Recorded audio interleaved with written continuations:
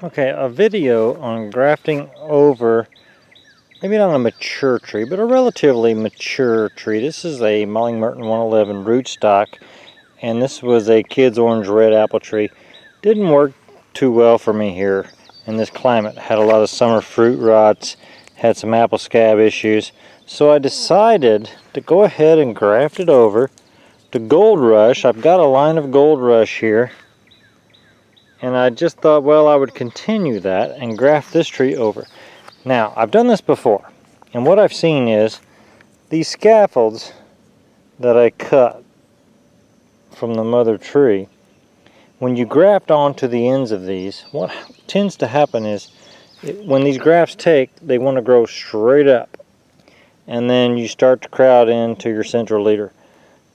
So this year I thought, okay, I'm going to put on some guides. I put on some sticks, and this is the stick right here, and I duct taped that to the scaffold. Now this is the scion that I'm going to lead with. This one also took, and I'll eventually cut this one back, but this scion right here I'm using, and I will guide this scion out along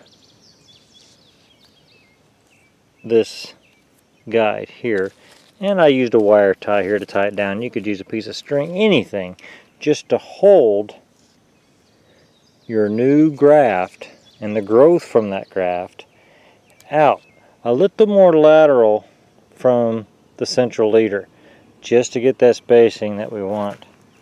And here I've done it again on this scaffold. These shoots were pretty much straight up, wanting to grow straight up, and so I led them out, tied them down. It's going to take them just a little while to get real comfortable there at that position, but they will. You always got to be careful that you don't bend them too hard, because they are very fragile where they come off of the scion. There you can see where it comes off of the scion right there. This is all new growth from the graft.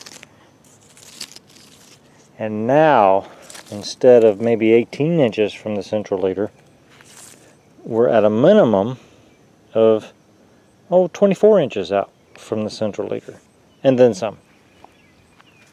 So that's going to allow us to get that spacing that we want.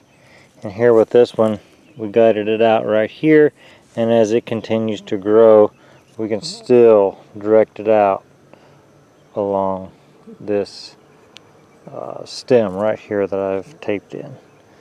And then on the central leader itself, here's the graft that took. This is the branch that I tied in, or I actually taped in as a guide, and we've wire tied it in right there, right here. And as it grows up, I can continue to guide it. That acts as support so we don't get blown out by the wind.